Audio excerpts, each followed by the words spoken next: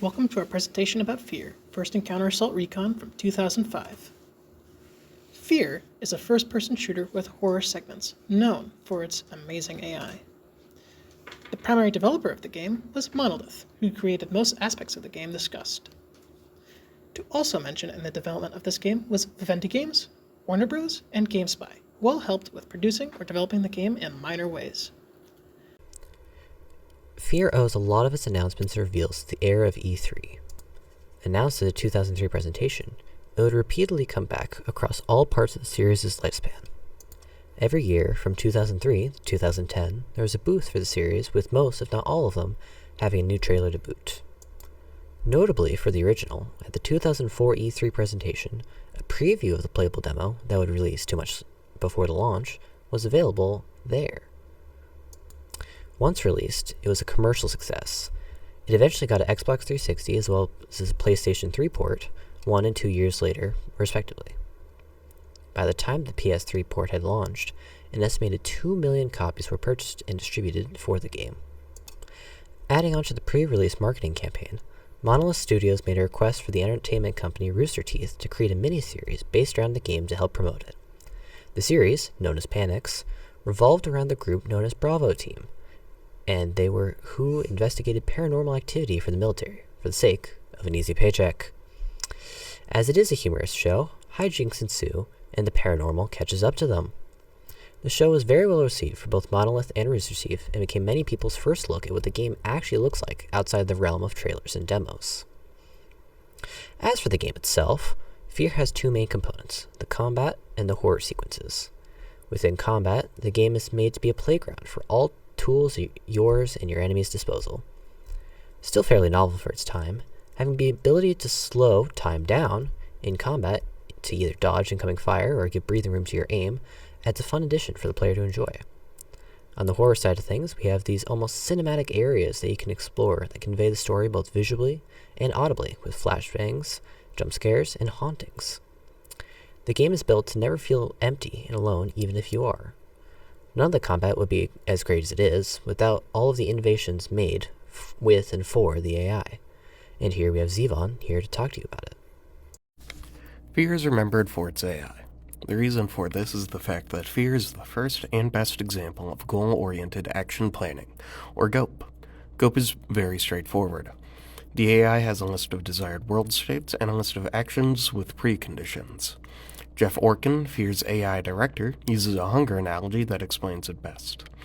If Alma is hungry and her goal is to not be hungry, she has a choice of what action to take: order a pizza or bake a pie. Either has preconditions to be fulfilled before the action can be taken. These are the basics of GOAPs. The enemy has a list of desired world states they want and a list of actions, each with preconditions required to take that action. But what makes F.E.A.R's AI so good is how the enemies will work together. The AI will cover each other when moving, and even flank the player. This is due to simple and complex squad behaviors. Enemies will be grouped, then take a collective action. Simple squad behaviors are hard-coded actions that involve several enemies taking a singular action. The complex behaviors, like flanking, are interesting as they weren't an intended feature. They exist as a combination of the AI's individual goals and actions, the simple squad behaviors, and the incredible map design. These squad behaviors are what truly elevates the AI of F.E.A.R. F.E.A.R is about a secret unit dedicated to combating paranormal threats to national security. The protagonist is a member of this unit. The basic supernatural threat is Paxton Fettel, a telepathic commander in charge of 1,000 highly trained clones all linked to him. He has gone insane, and the player must eliminate him. Throughout the game, a girl in red continuously shows up, fueling the mystery around her and why Fettel went crazy. F.E.A.R's art style is a bit generic, but F.E.A.R uses detailed damage effects for the environment and people to try and create a feeling similar to the bottom left and right images, 2 of the game's influences. F.E.A.R's intense particle effects and systems from before all help create a similar feeling. When coming up with the music for the game, composer Nathan Grigg and the rest of the sound team knew they needed to create a score that worked for both action and horror while blending together cohesively. What came out was a sound that blended real and synthesized sound. The action pieces make use of orchestra, piano, electric guitar, and hard-hitting synths to create a grand, movie-esque epicness that sounds similar to the Hans Zimmer score for the 2001 movie Black Hawk Down, although it's not stated to be a direct influence. The horror pieces mainly make use of droning synths and distorted voice clips, giving them the cerebral tone perfect for a psychological horror, but it also knows when to use silence to build suspense. Japanese horror movies helped inspire the sound design of the game. Most of the popular Japanese horror productions at the time were low budget and used low budget audio equipment and sounds. So to replicate the feeling, F.E.A.R.'s sound team used cheaper equipment to record regular everyday things like water pumps and metal scraping metal.